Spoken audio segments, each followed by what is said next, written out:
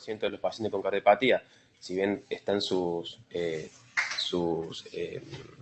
sobrevida de acuerdo al tipo de cardiopatía que presente, pero la sobrevida es alta, entonces no va a ser infrecuente que en un par de años que ya se está viendo, no solamente pacientes cardiópatas, niños pediátricos se presenten en el área de imagen o fuera de quirófano, sino también pacientes adultos. En este hospital la mortalidad global el año pasado, en 708 cirugías, fue de 5.8%. Bueno, la mortalidad global, teniendo en cuenta, cuando lo dividís por patología, por supuesto que, pero tomando todos los 707 pacientes que hicimos, fue 5.8, que para América Latina es un buen número, que es el doble que en los países desarrollados. Pero es aceptable para América Latina. Perfecto. Pero entonces, como estaba diciendo, no va a ser infrecuente que estos pacientes lleguen a adultos y se presenten para fuera de quirófano también y en quirófano, ¿no es cierto? Bueno, como reseña, la ASA publicó en 1985, fue la primera guía que salió de la ASA oficial, pero data ya desde el año 1963 que este tema está dando vuelta de anestesia fuera de quirófano y sobre todo el tema de la sedación. Lo que habla en otro artículo es que no solamente digamos, esto es un problema mundial, es decir, todas las sociedades y países de diferentes lugares del mundo tienen diferentes guías y diferentes sociedades que sacan sus artículos y sus guías y hacen uso de esto. Y no solamente es las guías, sino también los mismos médicos que no son anestesiólogos hacen las guías. Lo que habla varios artículos y sobre todo Cote en una guía, dice que es un momento especial para que los anestesiólogos nos hagamos cargo, tomemos la posta y seamos los líderes de las guías en las sedaciones y que acompañemos los distintos especialistas y por una cuestión, ya dije, de mano de obra, de costo, de tiempo, que no podamos hacer nosotros la anestesia fuera de quirófano, que seamos los líderes y que nosotros haremos la guía y los guiemos a los distintos especialistas y publiquemos nosotros, sobre todo, por el manejo, por ejemplo, en una vía aérea dificultosa. Y para evitar sobre todo las complicaciones que generalmente cuando un anestesiólogo no está involucrado en el área fuera de quirófano para hacer sedación, es donde hay mayor tasa de complicaciones. Entonces, desde la década del 2000 se vienen publicando y el mayor auge se da en el 2011, la cantidad de número de publicaciones respecto a anestesia fuera de quirófano.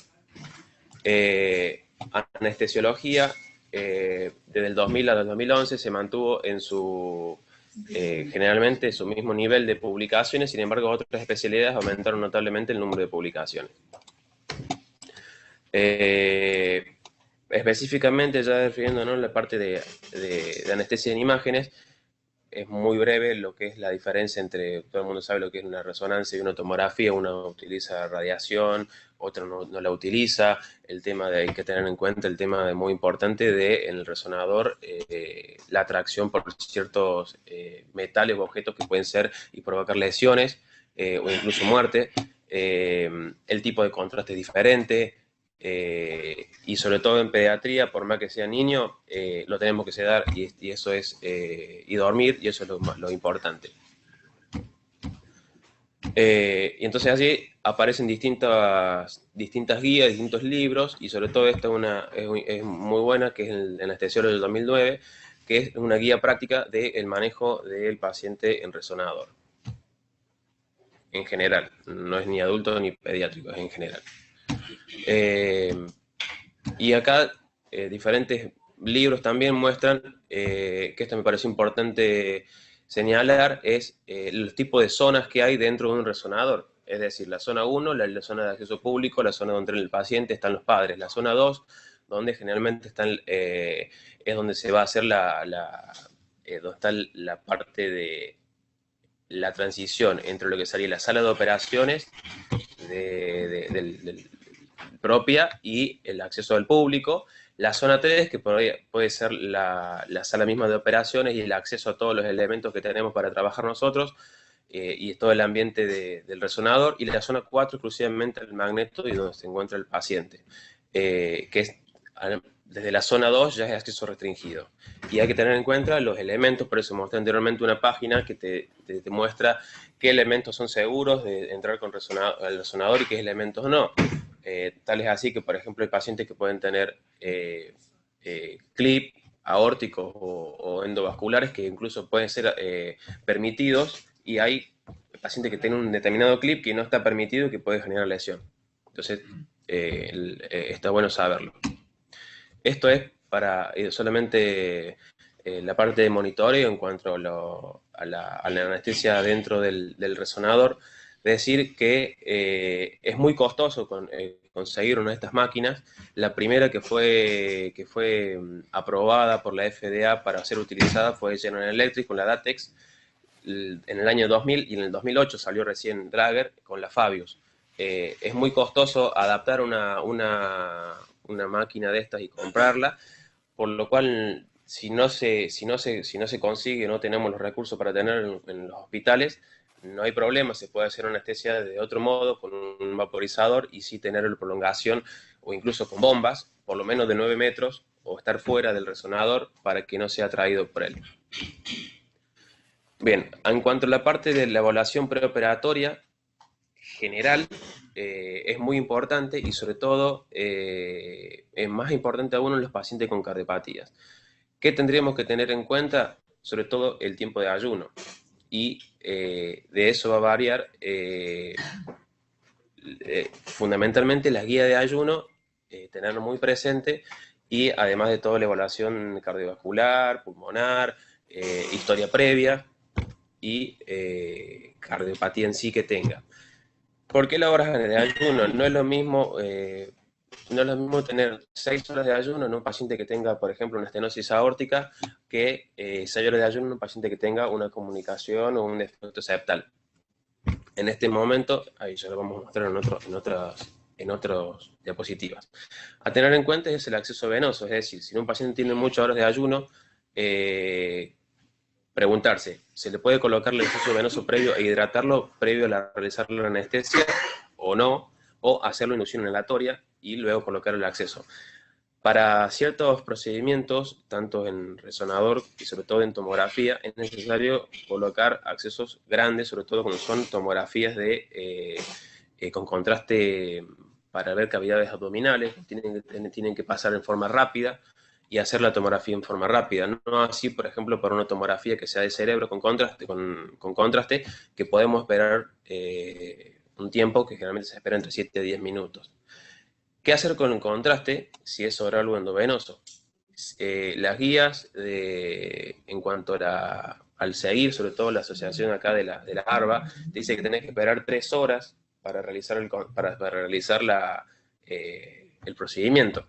Bueno, mundialmente, o por lo menos lo que yo he podido encontrar, no se ponen de acuerdo, incluso porque es el tema de las 3 horas.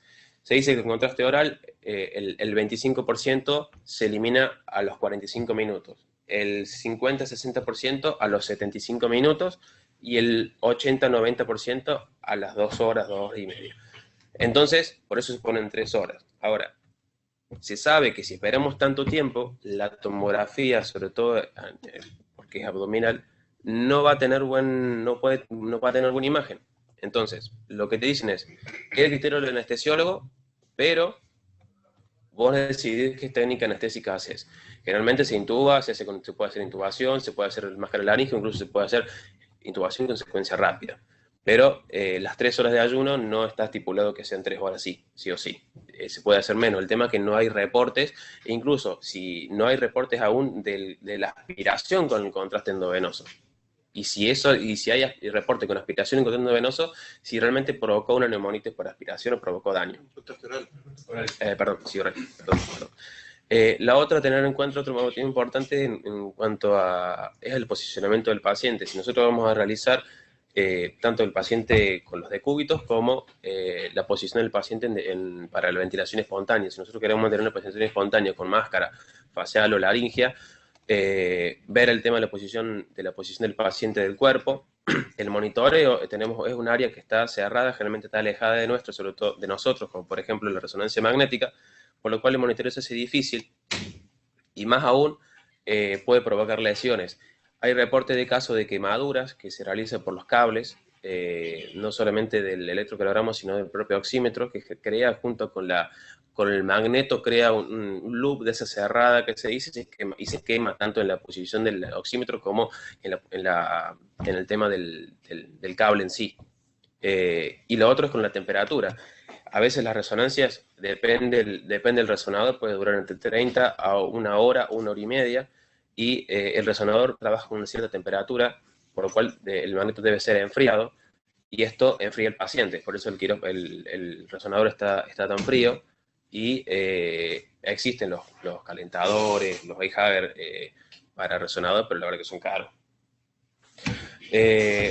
Entrando ya en la parte de cardiopatías en sí, lo importante en evaluar a un paciente que va a someterse a cualquier tipo de anestesia, ya sea anestesia cardiovascular, no cardiovascular o incluso en imágenes, hay que tener en cuenta bien la fisiopatología del paciente y el estado físico del mismo, y entender lo que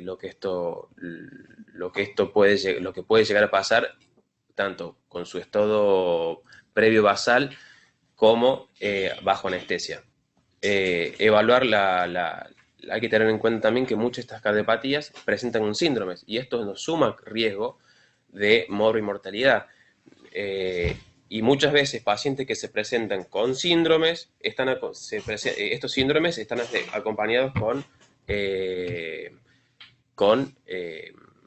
cardiopatías. Entonces, ver es importante saber si el estudio es electivo o urgente, y un factor de riesgo para los pacientes cardiovasculares son la presencia de hipertensión pulmonar, de disfunción ventricular, de arritmia y de falla cardíaca, de insuficiencia cardíaca. Y a tener en cuenta, muy importante, es el cuidado postoperatorio de estos pacientes cardiovasculares. No es lo mismo un paciente que no tenga cardiopatía que un paciente que tenga cardiopatía para el manejo. Y no está tampoco estipulado si deberían tener una unidad de recuperación cercana, cama en terapia o seguimiento.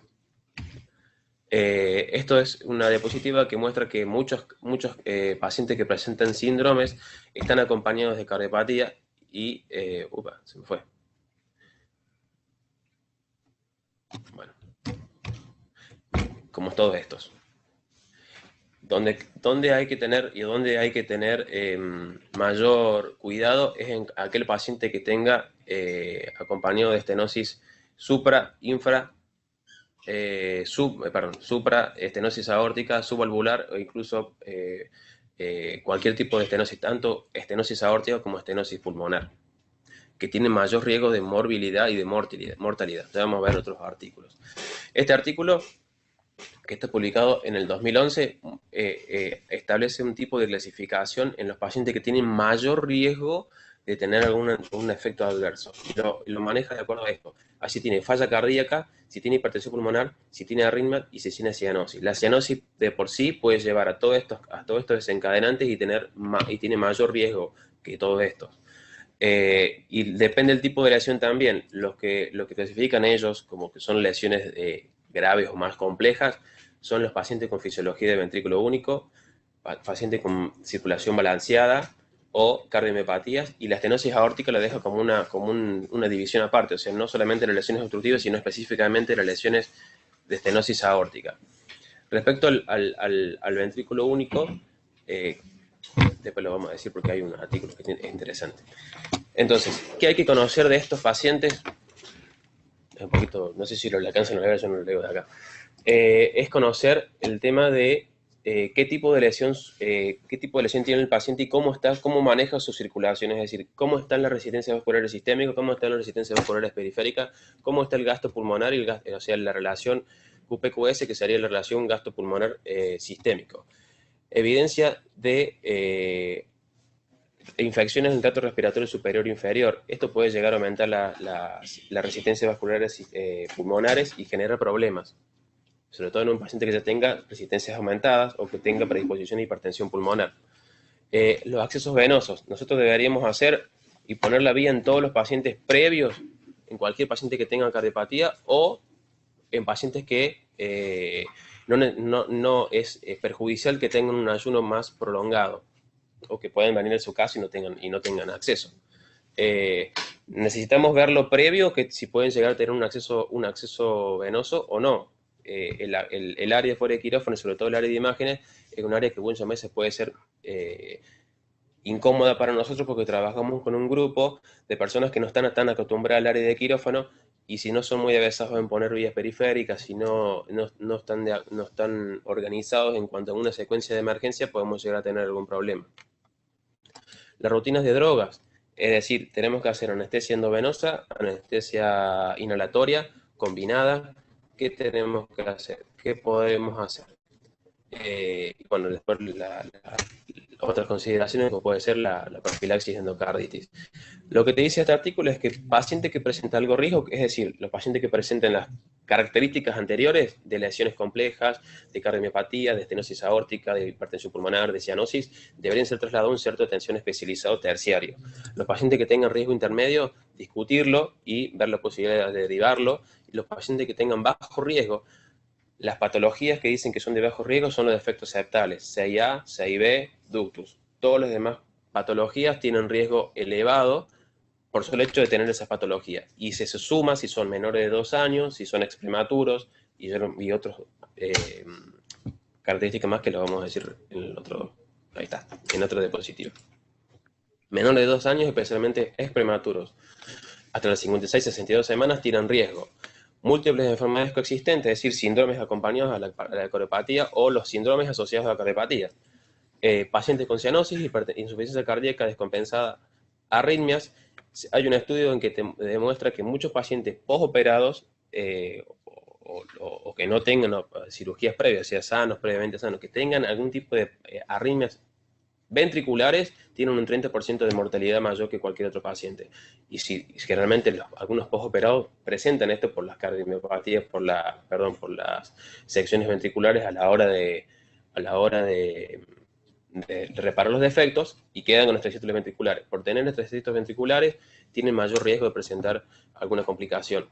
Los pacientes que tengan hipertensión pulmonar, como ya dijimos, y la fisiología de ventrículo único. En cuanto a pacientes con ventrículo único, están en riesgo tanto los paliados como los no reparados hasta el estadio de Fontan. Una vez que completan los estadios, la mortalidad y la morbilidad baja, pero si no, es muy alta. La cardiopatía y la estenosis aórtica, como ya dijimos. Bueno, clasificaciones de cardiopatía congénitas hay como tantas como cardiopatías en sí hay. Hay muchas, de acuerdo a la fisiología, de acuerdo a la forma anatómica que tengan. Una de ellas es organizarlos de acuerdo al Zoom, es decir, izquierda-derecha, de acuerdo a si sean obstrucciones izquierdas o obstrucciones derechas, transposición de grandes vasos, ventrículo único y otras, como puede ser, por ejemplo, cardiomiopatía o otras enfermedades. Pero Cote la clasifica de acuerdo a Zoom izquierda-derecha, Zoom derecha-izquierda con disminución del flujo sanguíneo pulmonar y cianosis, que dentro entran la tetraglia de Fallot, la atresia tricuspidia y la atresia pulmonar y la anomalía de Einstein. Complejas cardiopatías, como pueden ser los traspuestos, la anomalía retorno venoso total y los ventrículos izquierdo hipoplásicos, y obstrucciones, lesiones obstructivas, que dentro de esto están las obstructivas derechas, las obstructivas izquierdas. Este es un artículo que es muy importante porque analiza la mortalidad total en pacientes que presentan cardiopatías y sin cardiopatías, que son alrededor de 50.000, no dice el tema que no registran el número de casos, pero lo interesante de este artículo es que son muchas instituciones que colaboran de manera voluntaria y registran los antecedentes de paro cardíaco. ¿Y a qué se responde con paro cardíaco? Cualquier paciente que necesite compresiones torácicas lo meten dentro de este registro como si fuera un paro cardíaco, así salga o no salga del paro. Y vemos que la mayoría, o el mayor porcentaje de pacientes están en hasta los 2 años. Por otro lado, la diferencia no es significativa entre los dos, o sea, la cantidad de paros digamos, entre esto quiere decir que es una buena muestra porque es representativa porque son, digamos, analizar los dos grupos, la P no es significativa. Pero si uno analiza la edad y el ASA, te está diciendo que pacientes que tengan menores de 2 años, que es lo que ya habíamos visto, y pacientes que tengan elevado número de ASAs tienen mayores posibilidades de paro. Este estudio está hecho en el 2010, pero el registro es alrededor de el 2003 al 2000, no, del 2000 al 2005, 2007. Son registros, es un registro retrospectivo, pero si bien es retrospectivo, es un número amplio de instituciones y número amplio de años. Aunque la salvedad que tiene es que no te dice cuántas anestesias en total fueron, o sea, tenés 127 muertes, o paros, perdón, cardíacos en chicos con cardiopatías, pero no sabes cuánto el total fue de anestesia. O sea, pueden ser 127 anestesias, se murieron 127, o pueden ser 300.000. N es la cantidad de pacientes. N es No. 127 y de esos 47% eran de 6. Claro, pero no sabemos cuánta cantidad de pacientes en total de anestesias de esos años, ¿me entiendes? Porque el periodo de años son 2000-2007. En ese total fueron 127 paros cardíacos con chicos con cardiopatía, pero no sabe cuál fue la cantidad de anestesia que hubo. Sin cardiopatía 245 y con cardiopatía 127. Claro, pero de registros. Pero en una institución que yo, por ejemplo, Hospital Garraham, registro que hay un paro. Bueno, pero un paro ¿en cuánto tiempo? Vos tuviste registrado del 2000 al 2007. ¿Cuántas anestesias totales hiciste? No se sabe. Tuviste un paro. No, es una debilidad que tiene el artículo. Eso es lo que decía. No, pero el estudio POCA lo tiene bien registrado eso. Lo que pasa es que hay que ver qué POCA es. No, es el POCA el último, el 2010. ¿Es un periodo cerrado o es un periodo que todavía no cerró? No, el periodo cerrado. Registros parciales. No, el último registro del POCA fue el 2012. Este es el POCA 2. Claro. Ese es el POCA 2 que el último fue el 2012 que todavía no está Ya terminado. no me acuerdo los números, pero el POCA 1 daba más o menos era 10 veces más. ¿Sí? La incidencia de paro cardíaco con chicos con cardiopatía versus no, lo único que hablaba era paro cardíaco. Sí, también. Es más, y después lo tenían diferido por cardiopatía, pero creo que alrededor, no lo tengo que hablar, creo que alrededor de 10 veces más. No, digamos, la incidencia de paro cardíaco sí es, digamos, está escrita y está publicada. El tema que no se sabe son 68 instituciones, ¿verdad? Pero de esas 67, 68 instituciones, alrededor de cuánta anestesia realizó cada ¿me entendés lo que te digo? Sí, yo me acuerdo, era alrededor de 64.000 uno y 68.000. Uno lo hizo la Clínica Mayo y el otro lo hizo... No, son 68 instituciones. Todo el coso fue la Clínica Mayo. Y la incidencia entre el POCA 1 y el POCA 2 no varió, sí variaron las causas. Las principales causas en el POCA 1 eran básicamente porque no había sevoflurano y todas Exactamente. Lotano lo dio como un factor. En el 67% de los casos de paro intraoperatorio adjudicado a drogas, en el 67% de los casos había aplicado la Lotano. Y en el segundo ya se sumaron, y en el primero se incluían las cirugías cardíacas y en el segundo ya se las habían, claro, estaban afuera. Y se sumaba mucho, se sumaron adolescentes, accidentes de tránsito y demás, todo eso.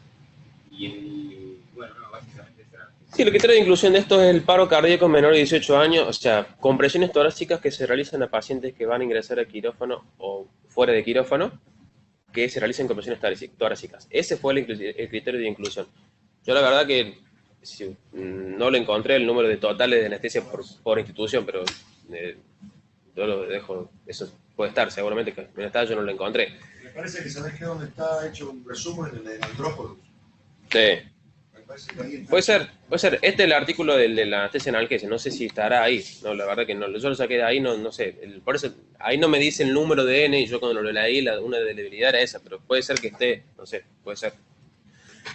Lo que te dice, este es el número 2, como decían ustedes, estas son las causas de paro cardíaco relacionado a lo que vemos, que los pacientes con enfermedad cardiovascular tienen más causas cardiovasculares de paro que los que no tienen una enfermedad cardiovascular, y las causas respiratorias de paro son más frecuentes en aquellos pacientes que no tienen cardiopatía. Y acá vemos las causas de paro cardíaco. Cardiovasculares dentro de los pacientes con enfermedad, con cardiopatía. El 50% de esos fueron, o sea, 63 de 127 fueron de causa cardiovascular. Y después están las otras, medicamentos, respiratorios, que no son menores, son importantes también, pero el 50% fue esto. Y fundamentalmente, que esto es medio raro, pero la presumida o la etiología el diagnóstico final de por qué se para el paciente cardiovascular es el 26%. Fueron 33 pacientes que no pudieron saber qué etiología, por qué se pararon, qué hicieron mal, que se pararon. El tipo de lesión e inmortalidad, esto es importante. Pacientes con ventrículo único no reparados, 21%. Que tiene en el estadio, ¿no es cierto?, de que se paran. El paliado, 79%, y los reparados, 0%. La mortalidad general, el 25% de los ventrículos únicos. Quiere decir que lo que decíamos recién, pacientes no reparados o paliados tienen más posibilidades de sufrir efectos adversos que los reparados. Afortunadamente, y gracias a Dios, que los pacientes que presentan SHUNT de izquierda a derecha, los septales, tienen mortalidad general del 1%. Y las estenosis aórticas tienen una mortalidad del 62%, tanto los no reparados como los paliados, e incluso los reparados también tienen posibilidad de morir. En este otro artículo, que, bueno, haciendo alusión a lo que es la estenosis aórtica, del síndrome de Williams, que no voy a hablar porque eso ya va a haber en otra charla, pero es importante que en este review lo que hace, organiza al síndrome, que es la expresión de máxima, digamos, que tiene que tener mayor alerta, en bajo, moderado y mediano. ¿Esto se ve acá? Sí, yo muevo y se ve. De bajo, mediano y moderado riesgo, pero no solamente lo organiza de acuerdo digamos, a la patología en sí, sino toma en cuenta, que eso yo no lo sabía, las anormalidades en el electroencéfalo, en el electrocardiograma, y así también como anormalidades extracardíacas que lo pueden llegar a poner en alto riesgo al paciente. Lo interesante de esto, del manejo del síndrome de Williams, es que te da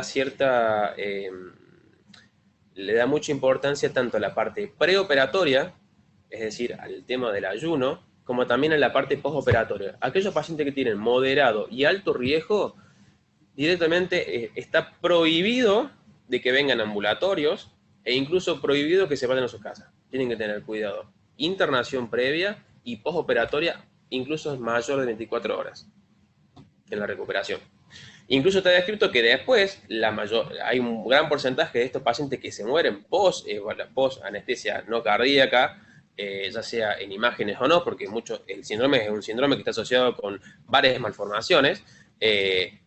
Aunque no sea la patología, la que se haya operado de cirugía cardiovascular, o sea un procedimiento de imágenes, se puede morir por el solo hecho de ser post-procedimiento y no se sabe la causa. Entonces lo que hace mucho hincapié es en el postoperatorio, el post-procedimiento. Los americanos siempre sacan, y siempre les gusta no, sino que revisan todas las demandas que hay, y establecen quién pagó, quién no pagan, quiénes son los asegurados, quiénes son los no asegurados, y cierta base de datos de los reclamos que hay de eventos adversos, en este caso fuera del quirófano.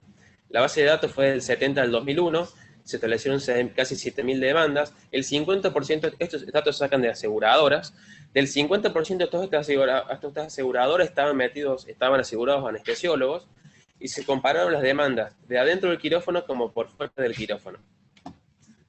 Y se vio que, por ejemplo, en pacientes que se van a someter a resonancia a imágenes, los reclamos son hasta el 25%, o sea que por movilidad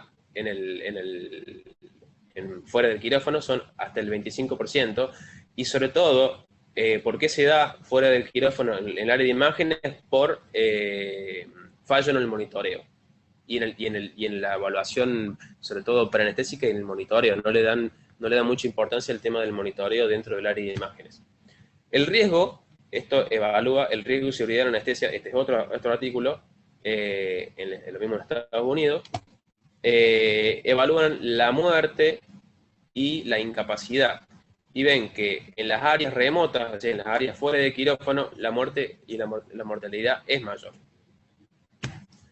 Bueno, muchas otras guías. Este es un artículo que es de Coté, que lo hizo las guías junto con la Asociación Americana de Pediatría, que evalúan la seguridad, el riesgo, cómo evitar las complicaciones, cómo hacer para mejorar todo ese sistema, y establece como estándares de calidad a lo que reseñan como que es muy importante, no solamente en el paciente cardiovascular, sino todo paciente que se va a someter al área de imágenes, es la evaluación preanestésica y el tema del monitoreo, el monitoreo dentro del área. Bueno, es así también que la revista Lancet también sacó su propio artículo y revisión, y se ve que los pacientes que se van a someter al área de imágenes, e incluso cardiovasculares, en otros artículos, tienen 8 veces más de riesgo de complicaciones. Este otro artículo evalúa niños con cardiomiopatías, es una muestra pequeña, pero lo que hace es cardiomiopatías, tanto puede ser dilatadas como hipertróficas y congénitas o no, mete a todos, son pocos los pacientes, pero y lo evalúan de acuerdo a la fracción de eyección que tiene por ecografía, y te dicen que justamente los pacientes que son tienen una fracción de eyección menor, tienen una NASA mayor y están en menor estado de reserva funcional, se mueren más. La realidad hospitalaria en este hospital, hice una búsqueda estadística de todos los procedimientos anestesiológicos que se hicieron en el hospital en el periodo 2012 a 2015, y tomé como que son el área fuera de quirófano, incluyendo quemado, tomografía, resonancia, intervencionismo, terapia radiante, oncología y hemodinamia, que el 41% de todos los procedimientos realizados están hechos fuera de quirófano. Es decir, 4 de cada 10 anestesias se hacen fuera de quirófano. Es un número importante y elevado. O sea que no es un dato menor para tener en cuenta. No tomé endoscopía respiratoria o endoscopía digestiva porque está dentro del área del centro quirúrgico. Y si yo tomo eso y pongo los números, va a ser casi el 50% que está hecho fuera de quirófano. O sea que es un tema importante para analizarlo. Y de todo eso, el 16% está hecho en el área de imágenes. Es decir, que casi 2 de cada 10 anestesias se hacen en el área de imágenes. O sea que también es un número importante de procedimientos que se realizan en el hospital. No pude encontrar estadística porque se me hacía demasiado complicado ver sobre todo las angiotac que se realizan, pero tampoco no es un número menor lo que se realizan acá de angiotac. No hacemos angioresonancia porque no da el software, pero el resonador nuevo se va a hacer. Y la particularidad que tienen las angioresonancias es que necesitan apneas. No necesitan. Depende del software. Claro, en este resonador, teóricamente... ¿Qué cosa? Sí. Depende del software, sí. Pero teóricamente en este software dicen que no va a necesitar. ¿Cómo?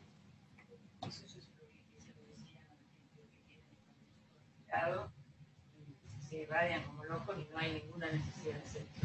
Mira, angiotac no, resonancia, ¿no? Resonancia. Estás hablando de la tomografía y la resonancia. La resonancia no se hace actualmente, pero el próximo... Cardíaca. Angioresonancia cardíaca. En lugares donde no hay mesa de anestesia, lo harán de esa manera. Depende del software si necesitas apnea, depende del software. En teóricamente, el otro día yo les pregunté y me decían que no vamos a necesitar. No sé, la verdad, qué pasará después. Pero incluso hay otras resonancias que necesitas apnea igual y son pacientes que pueden venir con cardiopatía y lo mismo tenés que tener en cuenta las mismas consideraciones. ¿Qué opciones de anestesia hay? Bueno, opciones de anestesia inhalatoria, sevoflurano, anestesia endovenosa, dentro de ellas podemos tener, y hay artículos variados de propofol, dexmedetomidina, ketamina, hidrato de cloral, remifentanilo o combinaciones. Si vamos a hablar de anestesia para pacientes en cardiopatía, lo que tenemos que tener en cuenta es justamente ver la reserva funcional, ver el estado físico del paciente, ver el tipo de lesión, cuál es su mecanismo de compensación, cuál es el tema del ayuno, y no tener en cuenta de no hacer anestesia abriendo el dial y poniendo Seborrhea 8 y ver qué pasa. Lo que te dicen la mayoría es que no hacer eso y sobre todo fijarte el tema del paciente y su fisiología. En cuanto a anestesia endovenosa, podemos hacer todas estas combinaciones de fármacos o solos. Y cuando uno analiza en anestesia inhalatoria con propofol, la diferencia que hay es que el despertar es mejor con propofol, pero es más estable con sevoflurano. Ahora, a la hora de analizar anestesia endovenosa para estos pacientes en imágenes, hay artículos que te dicen hidrato de cloral, eso generalmente lo hacen se puede hacer, nosotros lo podemos hacer, pero generalmente son pacientes no anestesiólogos que utilizan este fármaco. Se puede hacer ketamina, pero todo, ¿saben? Las reacciones adversas que tienen prolongada eliminación, puede tener alteraciones a nivel cognitivo y retraso en la descarga del paciente que se vaya a su casa. Remifentanilo, no muchos recomendados para hacer este tipo de procedimientos. Propofol y desmetomidina. Bueno, este es un artículo que es el consortium que se le dice que desde el 2009, pero hay uno que se publicó anteriormente que es en el 2006, que son alrededor de 50.000 anestesias realizadas con propofol fuera de quirófano. Incluye pacientes con cardiopatías o malformaciones. Y es un artículo que tiene mucho poder por la cantidad de anestesias que se realizan, tanto por anestesiólogos como por no anestesiólogos. Y da la particularidad que solamente el 10% son anestesiólogos. Y ven la incidencia que tiene de paro cardíaco 2, en los cuales no estuvieron implicados anestesiólogos, y de muerte 0. ¿De cuántas anestesias? 51.000 anestesias. 2 paros cardíacos en 51.000 anestesias. Sí, con propofol, solamente propofol. Hubo 2 paros cardíacos, de los cuales uno me acuerdo porque era una broncoscopía, y el otro... ¿Pediátricos o pediátrico, me parece. Sí. Sí, pediátrico. Uno fue una broncoscopía y el otro no me acuerdo bien, pero creo que fue en el área de imágenes. Y los 2 salieron. O sea, no se murió realmente nadie. Por eso es la 0, ¿no? Pero bueno, me acordaba de eso. Bueno, sí hubo diferentes tipos de reacciones adversas, como son las desaturaciones y el movimiento, o 394, pero el 10%, que eso es lo interesante, fueron realizados por anestesiólogos, el 90% no. Y lo otro interesante es que el 60% fue realizado en el área de imágenes, y este 60%, el 98% fueron TAC y resonancia. O sea que un alto porcentaje fue realizado en el área de imágenes. Y como conclusión, llegaron a la conclusión que es muy seguro hacerlo, que la realidad es que los efectos adversos con propofol son pocos, los eventos cardiovasculares, los eventos de muerte y de paro cardíaco, pero tenemos aproximadamente de las complicaciones generales que puede haber, de todas esas que dije, 1 cada 70 se puede llegar a complicar con alguna inadecuada anestesia, obstrucción de la vía aérea, desaturación. Este es el dato más importante que arroja este trabajo. La cantidad de eventos adversos que tuvieron durante la mayor parte de los procedimientos. Básicamente porque fue, no sé, 80 y pico % hecho por... 90, casi 90%, no anestesiólogos. La pregunta es, ¿qué técnica, cómo es la metodología de trabajo? Un chico de 4 kilos que te pida un agua cardíaca, porque es el agua que necesita para el flujo de contraste que pasás, le pones la vía previamente, tenés que tener personal idóneo para ponerte la vía en la valoración y personal idóneo que te ponga en 4 kilos 20, despierto. Yo lo vi laburar esto, y sí, son 2 enfermeras, tienen 2 o 3, esto en el Boston Children, básicamente en el Mayo General, pero Boston Children tienen 3 resonancias, tienen 3 box con 2 enfermeras, lo agarran al pibe, cierran la puerta, escuchar los gritos de adentro, y le ponen la vía. El Boston Children usa dexmedetomidina y el Mayo General usa propofol. El Mayo General es universitario, tiene menos guita, no tiene las bombas para dentro del quirófano, el Boston Children sí, Entonces se le mete en la vía y se le empiezan a pasar la dexmedetomidina dentro del box, en la camilla del resonador. Una vez que el chico está estable, con una cámara que tiene una salida camuflada, con lo cual el chico está en espontánea, esto lo mostré en un Ateneo las imágenes, y lo entran directamente con la camilla ya acostado. En el Mage General tiene la bomba fuera de quirófano con estos prolongadores de 9 metros. Yo quería hacer a cable para hacer un agujerito y poder utilizar esto. Porque la verdad que no solo es una cuestión de que tiene muy baja incidencia de efectos adversos, sino mucho más barato. Y no contaminás, y no estás todo el día chupando Ceborane. Claro, porque hay determinadas patologías que te determinan el calibre y el lugar donde pones la vía. Te dicen solo miembro superior, un calibre 20. Por eso, en las tomografías sobre todo. Lo que te decía, en general todos... O sea, yo creo que es... yo no creo que eso sea haciendo. Yo, la verdad es que he tenido reparos para hacer angiotomografía. Y el calibre es un reparo, pero hasta cierto punto. Digo, ellos tienen que poder cambiar la intensidad del disparo y modificar la velocidad de lectura de la cosa, porque vos sos un chico de 4 kilos, siempre lo vas a poder tener un calibre. Bueno, por eso lo planteo. No es como se yo hago bastante y es lo que lo pide. Y el otro, cuando, digamos... ¿Siempre lo consiguen? No siempre, pero cuando no lo consiguen, la condición es distinta. Nosotros le hacemos inducción inhalatoria. Bien, y obviamente, por ahí es más sencillo localizar una vía de ese calibre.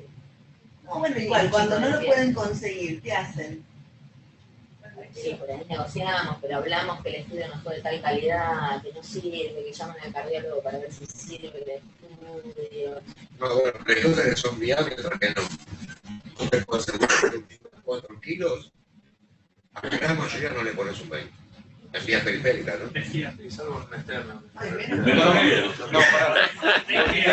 Lo que me faltó decir es que los chicos primero hacen la evaluación a ver si se puede hacer inducción inhalatoria por todas estas complicaciones que decían. Si se puede hacer inducción inhalatoria, le hacen inducción inhalatoria, le ponen la vía, después pasan el intravenoso y cierran el no lo hacen en el box. No. Depende, hay lugares que tenés los box tienen monitores como acá la inducción al reco. Y tienen el carrito y después lo pasan. De lo que habla Andrés, que yo también lo que es en realidad cuando el chico no tiene vía y no se le pudo conseguir y no se lo puede hacer estresar, porque a un Williams, por más que esté indicado colocar una vía primero, no le podés poner una vía despierta, lo tenés que premedicar, o lo premedican. Un chico que va a quedar internado, porque un chico de alto riesgo va a quedar internado, o lo premedican por vía oral y después le colocan la vía, o le hacen una inducción inhalatoria suave para colocar la vía y después automáticamente cambian a ese intravenoso. Bueno, hay un estudio que analiza, que yo lo voy a mostrar. Una pregunta quiero hacer. Estaba publicado que la dexmedetomidina que usaban en resonancia, hacían las arritmias en la casa y por eso se suspendió un tiempo. Yo lo que le recomiendo es que le pregunten todo esto a Coté cuando venga. No, Coté, me acuerdo que te va a contestar mejor que yo. En el Congreso Mundial se lo preguntaron y aceptó que eso era así. A él no le gusta la dexmedeto para esto, él odia la dexmedeto, él prefiere propofol 100 veces.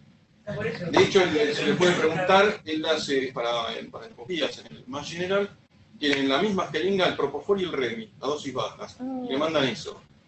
Y los pacientes ventilan perfecto, se lo pueden preguntar. ¿Para qué procedimiento?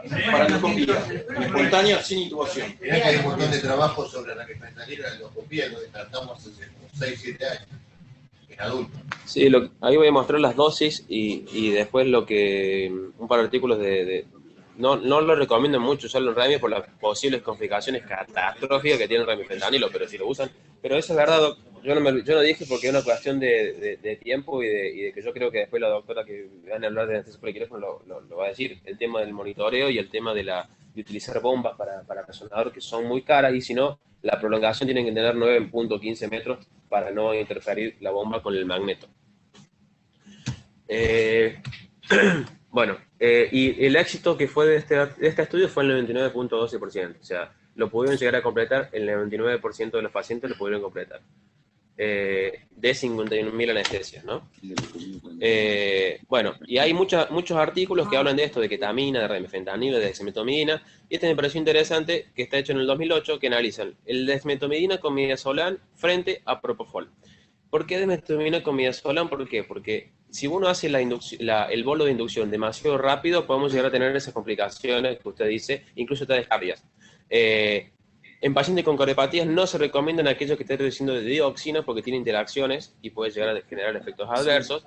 Entonces lo que hacen en este artículo, analizan, exponen a los pacientes a propofol solo, inducción aleatoria en ambos, le ponen la vía, le ponen desmetomidina durante 10 minutos a bolo de 0 a 1 microgramo kilo en 10 minutos. 1 microgramo kilo hora. Sí, en 10 minutos. Y luego le hacen, antes de pasar al resonador, que lo hacen la inducción, por eso, fuera del área de resonador, le hacen la inducción 10 minutitos, lo dejan así, una vez que está, le hacen 0,1 miligramo de midazolam kilo, y lo dejan en el área y le hacen la resonancia. Y después, si no, analizan lo mismo, inducción aleatoria, pero con propofol, a una dosis de 200 a 250 gramos kilo minuto, dependiendo del chico, y dependiendo si tienen una patología neurológica, le hacen un poco más.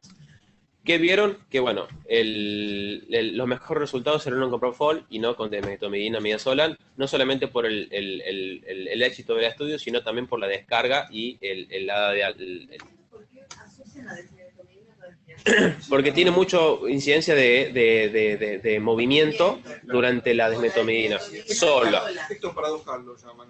Y antes le hacían, acá no es la droga, tiene un nombre parecido al penital, pero no me acuerdo, que era la droga de rescate, pero desaturaban todo con dexmedeto. Entonces, para evitar las reacciones adversas de movimiento, si usan dosis de carga, fíjate que el mantenimiento es 0,5 gamas kilo hora lo que usan, no usan más que eso. Y está descrito que el mantenimiento con dexmedetomidina puede ser de hasta 0,9, 0,7, 0,9. Sí, hasta 2 gamas kilo hora.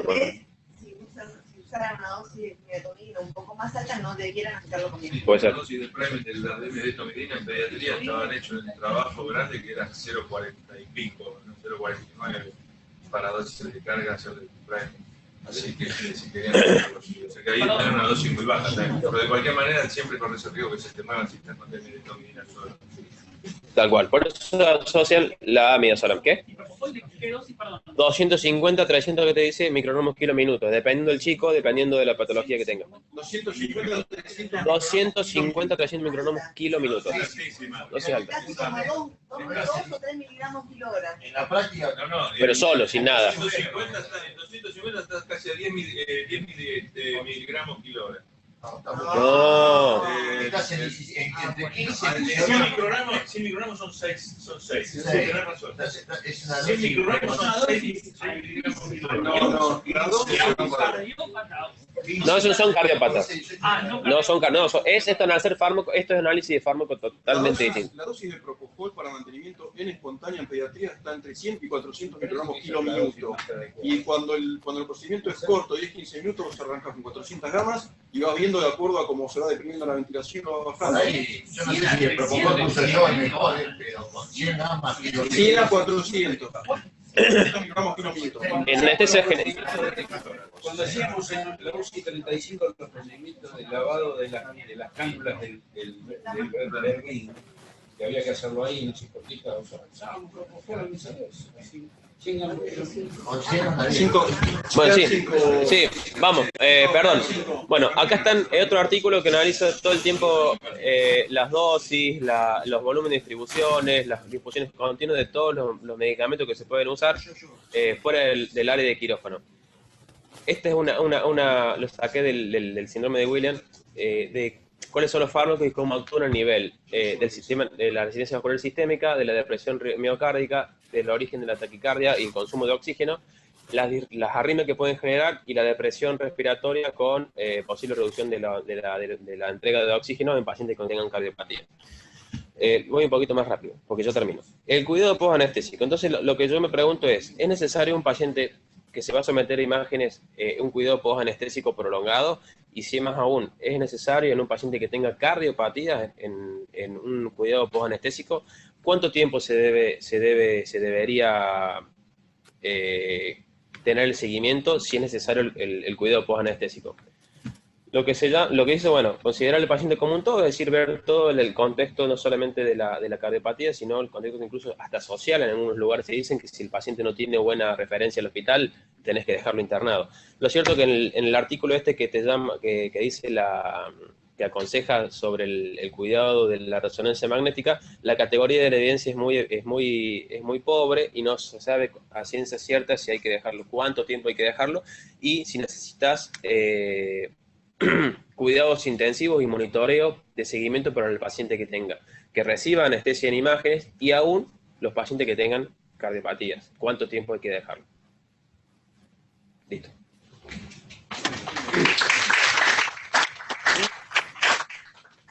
Hay algo que tendremos que rediscutir, que siempre lo charlamos con Claudio, con la gente que va a imágenes, es primero la velocidad del paciente, que estamos como muy acelerados, con lo cual otra cosa que no sea cebo es difícil.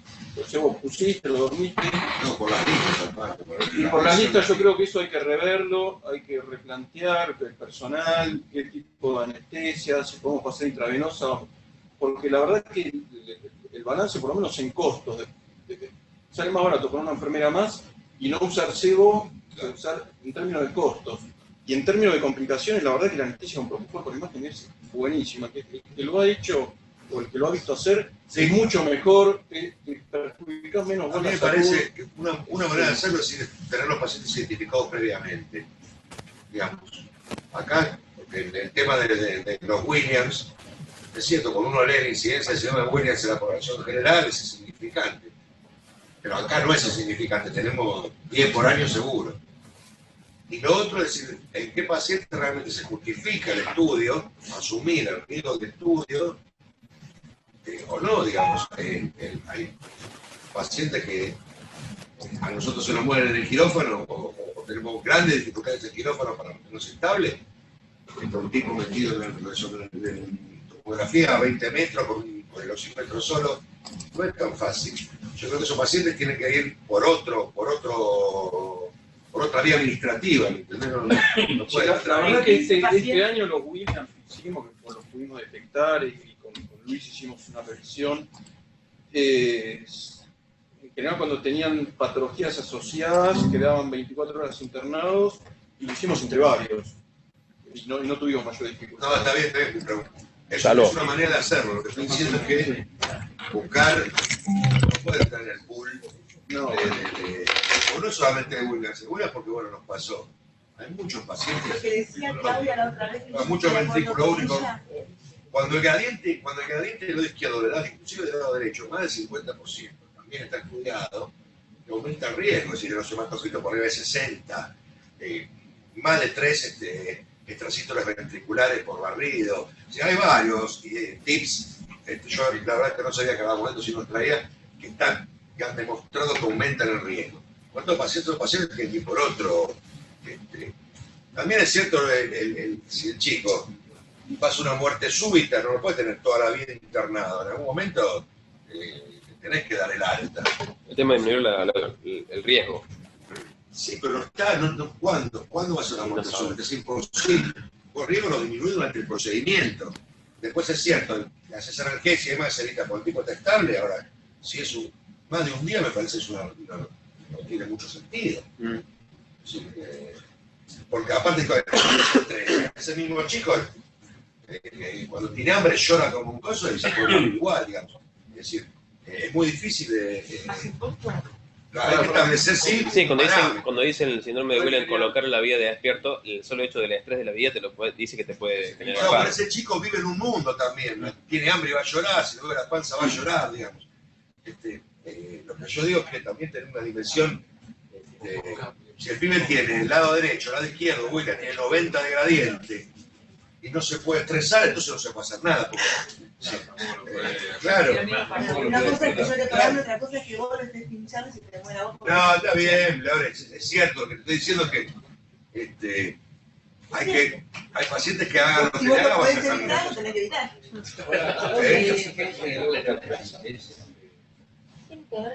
Yo en eso lo podemos discutir. Lo del AVOCAD 20, Doc, es por las pacientes que tienen contraste endovenoso y la velocidad con la que pasa el contraste. para patologías de tórax o abdomen necesitan un flujo rápido. Siempre con la bomba, ¿no?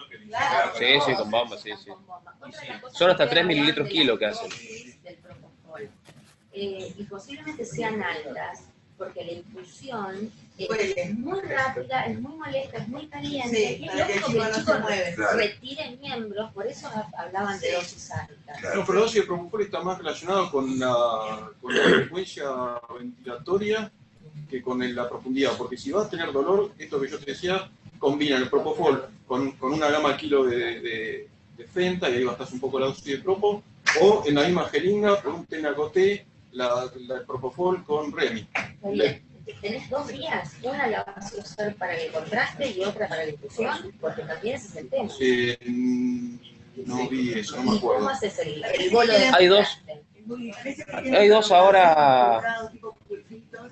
Y usan un Si prolongador. vos tenés una infusión Los continua cortitos, y ¿no? tenés toda... Que no te Pero seguramente es eso. A veces que usan prolongadores. Si no te hacen tanto problema. Es que tienen todo tipo de adminículos para Claro. Tienen prolongadores en donde en una entrada ponen Claro, esos difusión y finitos ponen de 2 claro. lúmenes o de 3 lúmenes.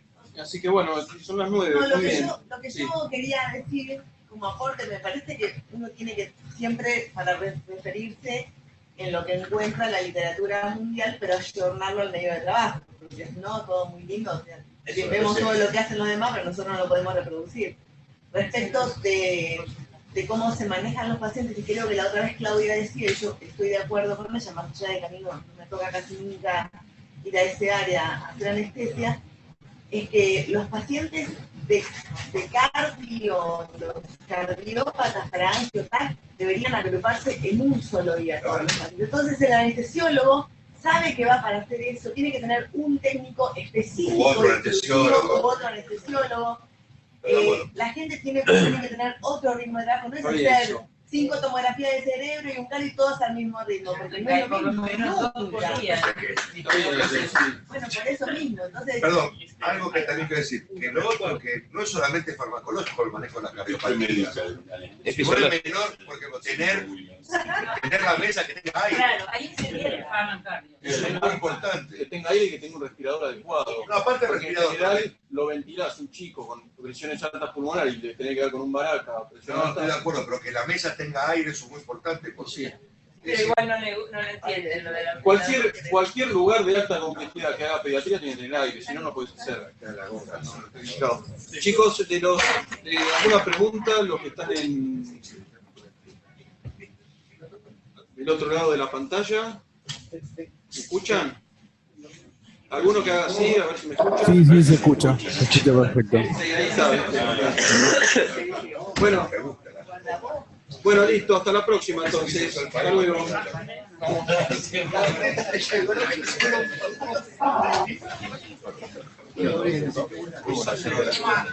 Le dio lugar al debate.